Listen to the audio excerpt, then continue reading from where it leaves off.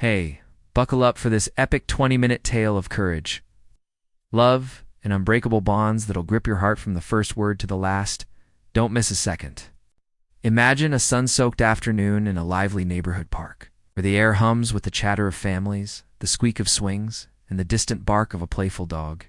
At the center of it all is 8-year-old Claire, a pint-sized dynamo with messy pigtails and a wicker basket overflowing with her mom's fresh-baked pastries, flaky croissants dusted with sugar, warm cinnamon rolls that smell like home, and soft blueberry muffins that make your mouth water just looking at them. Fresh-baked goods, get your treats. She calls, her voice bright as a bell, weaving through picnic blankets and dodging a stray frisbee. Claire's mom, Caroline, pours every ounce of love into those pastries, each one a small act of defiance against their tight finances. And Claire, with her infectious grin and determined spirit, is proud to help keep their little family afloat. Today feels like any other, with kids chasing each other and parents laughing over iced coffee, until a heart-wrenching scream pierces the air. Claire freezes, her basket wobbling, and ducks behind a weathered slide, her pulse racing. Peeking out, she sees 2 hulking men, their faces shadowed under baseball caps, dragging a 10-year-old boy toward a sleek black car parked ominously at the park's edge. The boy, with messy brown hair and wide, terrified eyes, thrashes against their grip, crying, "Mom, help me. Please, someone." Claire's stomach twists, fear flooding her small frame, but something fiercer courage ignites within her. Without a second thought, she drops her basket, pastries spilling into the grass, and snatches a thick, gnarled stick from the ground. Charging forward like a tiny warrior, she swings the stick with all her might, smacking one man's arm. He yelps, stumbling back, and the boy wriggles free. "You little brat!" The second man snarls, lunging toward Claire, his eyes blazing with fury. But a jogger's shout from across the playground, "Hey, what's going on?" makes him hesitate. Claire seizes the moment, mimicking the boy's earlier fight, and sinks her teeth into the first man's wrist, making him howl. The boy grabs her hand, his grip sweaty and desperate, and they sprint toward the crowded heart of the park, weaving through startled families until they collapse near a group of parents, safe at last. "You saved me." The boy pants, his chest heaving as he looks at Claire with awe. "You're like a superhero." Claire's triumph is short-lived as she glances back at her scattered pastries, her heart sinking at the thought of her mom's disappointment. "Why so sad?" the boy asks, his brow furrowing. "I left our goods back there," Claire mumbles, kicking a pebble. "Mom worked hard on them, but it's okay. You're safe." The boy digs into his pocket, pulling out a crumpled wad of cash and a small, well-loved teddy bear with a slightly frayed ear. "This isn't for saving mitts for your treats. They look delicious, and I'll buy more next time," he says, pressing the teddy into her hands. "This is my favorite, but you should have it. I'm only 10, so I needed help," he admits, flashing a shy grin. "You're like my big brother now," Claire teases, her spirit lifting as she clutches the bear. A flustered woman in a neat uniform, clearly the family's nanny, rushes up, apologizing profusely, and whisks the boy away.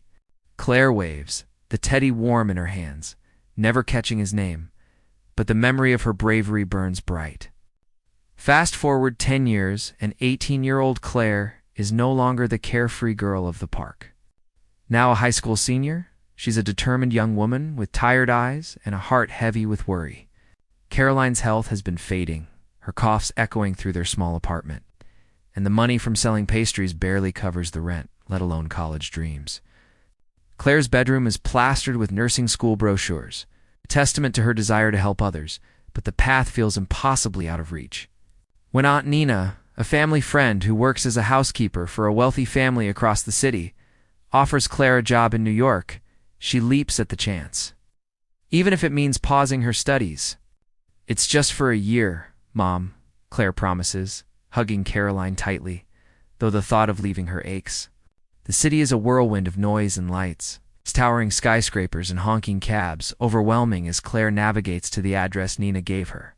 The mansion is breathtaking, red brick paths lined with blooming roses, a marble fountain sparkling in the sun, and windows that gleam like mirrors.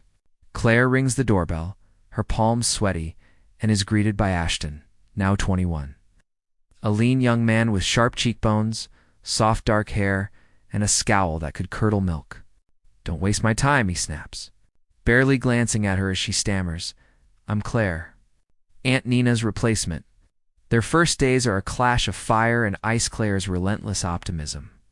Her habit of humming while she dusts grates on Ashton's nerves. He's a college graduate who rarely leaves the mansion, his world narrowed by a childhood kidnapping attempt and parents too busy with their empire to notice him. Claire tries to break through, teasing him about his endless gaming sessions or lack of basic manners. But he brushes her off with a curt, "Do your job." One afternoon, she makes a peanut butter sandwich, unaware of his allergy, and he hurls it into the trash, fuming. "Are you trying to send me to the ER?" Claire's face burns with shame as she cleans the mess, her voice trembling as she whispers, "I'm so sorry." But she doesn't give up. Late one night, she overhears him on the patio, a beer in hand, muttering to the stars, "Everyone thinks being rich is fun, but all I want is my parents' attention." Her heart aches. She sees the lonely boy behind the grump, and she's determined to reach him. She starts small, joining him for a gaming session.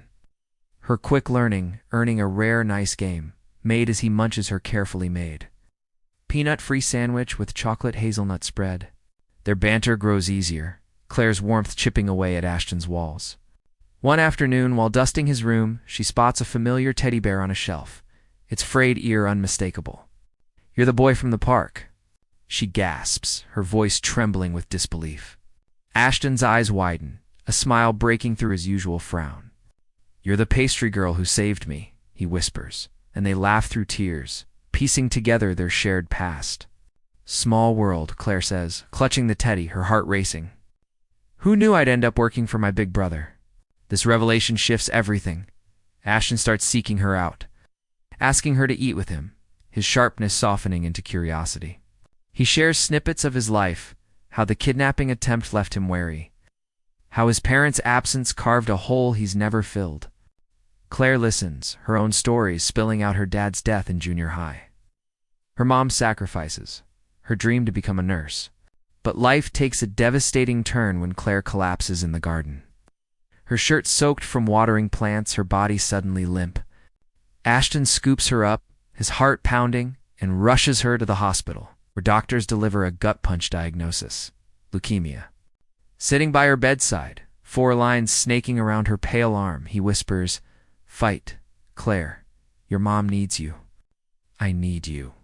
They travel to her small hometown, where tragedy strikes again. Caroline collapses in their modest kitchen, her broom clattering to the floor. Despite the ambulance's speed, she's pronounced dead on arrival, her undiagnosed heart condition stealing her away.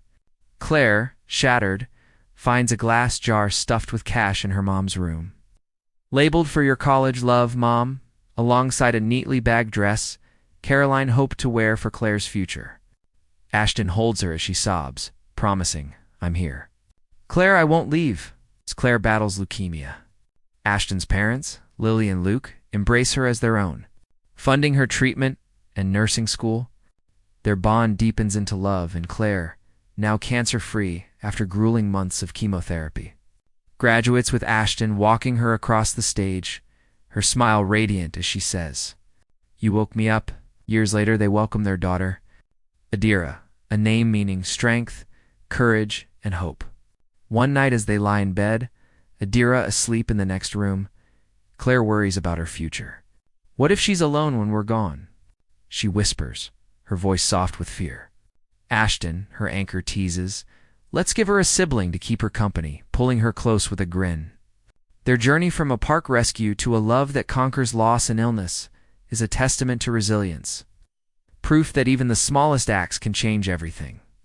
A flashback seals their bond, years earlier. Ashton's mom survives a car accident, prompting a tearful reunion at the hospital. Ashton, shaken, introduces Claire as the girl who saved him twice, once in the park, and now by teaching him to open his heart.